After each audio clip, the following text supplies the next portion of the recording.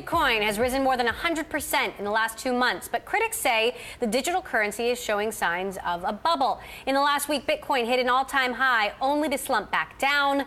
It's this kind of volatility that gets bears worried. Not to mention questions about safety, fraud, lack of government recognition, and competition from other digital currencies. Joining us now to break it all down is Polychain Capital founder and CEO Olaf Carlson-Wee. Polychain is a hedge fund backed by Andreessen Horowitz and Union Square Ventures. Also joining us, our Bloomberg editor-at-large, Corey Johnson. Olaf, I want to start with you. Is there a Bitcoin bubble? What do you think? Well, we've seen really fast growth in Bitcoin recently. I think this is an uptick coming from an industry that hasn't been moving as aggressively in the public radar. But now that a lot of the growth in the price is more closely tracking the fundamentals, I think we're seeing a big uptick for that reason. Corey, some investors have told me that Bitcoin is like gold. It is a finite resource and therefore just not as interesting. What's your take? Well, I think gold's fascinating personally, but it is true that the way Bitcoin is constructed, it's meant to be finite. It's meant to be harder and harder to mint coins as there are more and more out there. And so the scarcity value is an important part of the Bitcoin plan and has been from the very beginning.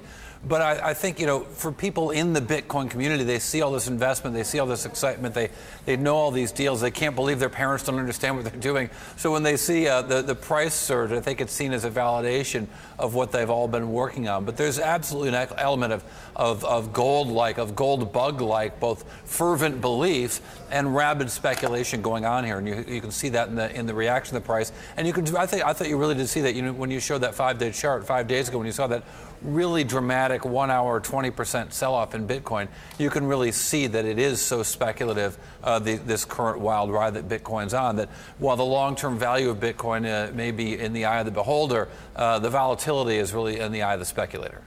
Now, I've been talking to investors who've said Bitcoin is old news. The new hot cryptocurrency is something called Ethereum. In fact, I interviewed Fred Wilson of Union Square Ventures and asked him for his prediction for the year, and he had this to say about cryptocurrency in general. Take a listen.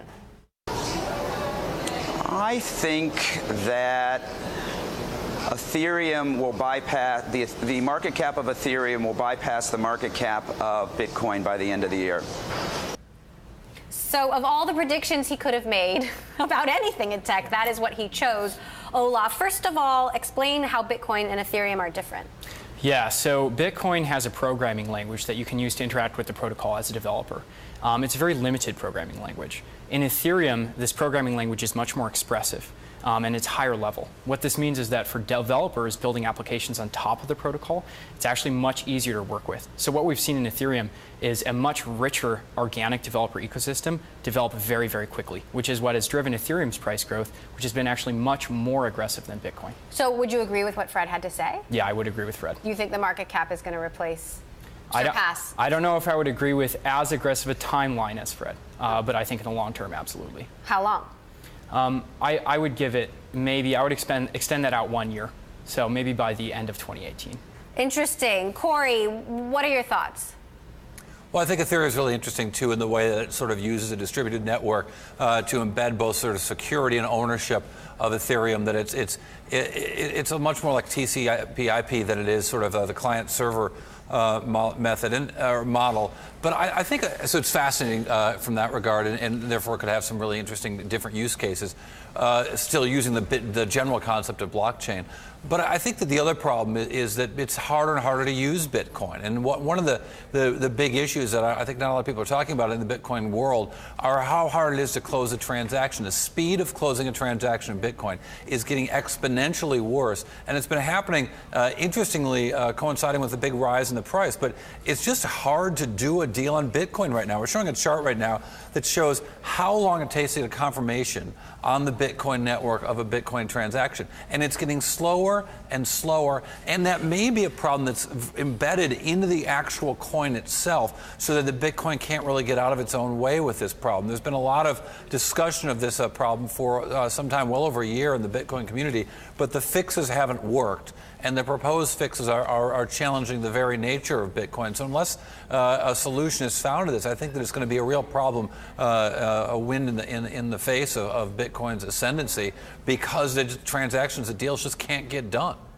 What about the safety issues here, Olaf? I mean, we just covered this big ransomware WannaCry hack attack, and the hackers were asking for ransom paid in Bitcoin because of the anonymity. Will that change? Well, I think these technologies basically offer a whole new suite of use cases that weren't possible beforehand. So that includes both good actors and bad, just like the internet itself enabled both good and bad people. Are there any other cryptocurrencies that we should be watching? Oh, many others. Would you like to know what they are? Yes, I would. So I very much like Ethereum tokens, which are built on top. These are things like Maker, Augur, Golem. I also am a pretty big fan of some of these more novel types of signatures. So this is in things like Zcash or Monero. When do you think these are going to go mainstream? I mean, when will the average novice consumer be paying for things in Bitcoin or Ethereum tokens, whatever it is? So I think we're absolutely still in the kind of infrastructure building phase before we're ready for user-facing applications. But I do think within 1 to 2 years, we'll start to see the first viral applications that are user-facing.